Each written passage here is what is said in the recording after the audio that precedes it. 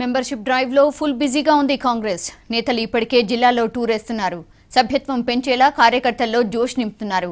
AICC కార్యదర్శి కుంతియాతో పాటు PCC chief Ponnala Lakshmaiah జిల్లాలో పర్యటిస్తున్నారు. 25 లక్షల సభ్యత్వాన్ని పూర్తి చేయాలని టార్గెట్ గా పెట్టుకున్నారు. మెంబర్షిప్ డ్రైవ్ ను ప్రతిష్టాత్మకంగా తీసుకున్న కాంగ్రెస్ అదే స్పీడ్ లో ముందుకెళ్తోంది. ఇప్పటికే జిల్లాలపై ప్రత్యేక దృష్టి పెట్టి సభ్యత్వాలు పూర్తి చేయిస్తున్నారు. నేతలు కూడా రోజుకో జిల్లాలో పర్యటిస్తూ కార్యకర్తల్లో జోష్ పెంచుతున్నారు. ఇవాళ మహబూబ్ నగర్ జిల్లా ధన్వాడలో పర్యటించారు కాంగ్రెస్ నేతలు. 25 లక్షల సభ్యత్వాలను పూర్తి చేయాలని కార్యకర్తలకు పిలుపునిచ్చారు ఏఐసీసీ నేత కుంతియా. వచ్చే ఏడాది జూలై 31 లోపు పార్టీ సంస్థాగత ఎన్నికలను పూర్తి చేస్తామన్నారు.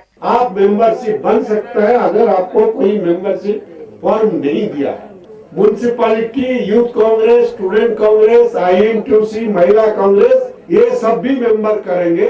अध्यक्ष जी की तरफ से, पीसीसी की तरफ से जो हमारा टारगेट है, करीबन 25 लाख मेंबरशिप तेलंगाना में संग्रह होगा 31 तक. సీఎం కేసీఆర్ వలసలను ప్రోత్సహిస్తున్నారంటూ మండిపడ్డారు పీసీసీ చీఫ్ పొన్నాల లక్ష్మయ్య.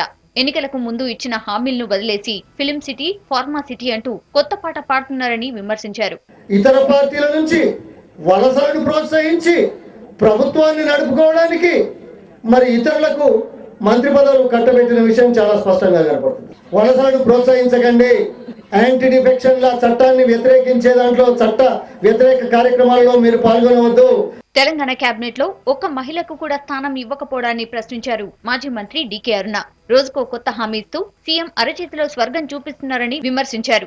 అరచేతిలో స్వర్గం చూపించినట్టు ప్రభుత్వం ఇచ్చినటువంటి హామీలు, రైతులకు రుణమాఫీ గాని, పెన్షన్లే గాని, రెండు బెడ్రూమ్ల ఇల్లే గాని, మరి వాటి గురించి ఏమో నత్తనడక నడుస్తున్నా, అర్హత ఉన్న వాళ్ళకి రాకున్నా, అర్హతైన వాళ్ళకు ఈరోజు పెన్షన్లు వస్తున్నా, పెద్ద ఎత్తున ప్రచారం చేసుకున్న అవినీతి జరిగింది. కాంగ్రెస్ ప్రభుత్వం హయాంలో పెన్షన్లన్నీ కూడా చిన్న వాళ్ళకి ఇచ్చిండ్రు. మరోవైపు ఖమ్మం వెళ్లిన కుంతియా అర్హులైన వారందరికీ పెన్షన్ ఇవ్వాలని దీక్ష చేస్తున్న ఎమ్మెల్యే పువ్వాడ అజయ్ కుమార్ ను పరామర్శించారు. ఆయనతో దీక్ష విరమింపజేశారు. టీఆర్ఎస్ పార్టీ ఎన్నికల్లో ఇచ్చిన హామీలను అమలు చేయడంలో విఫలమైందన్నారు. ఆ తర్వాత పార్టీ ఆఫీసులో రివ్యూ నిర్వహించారు.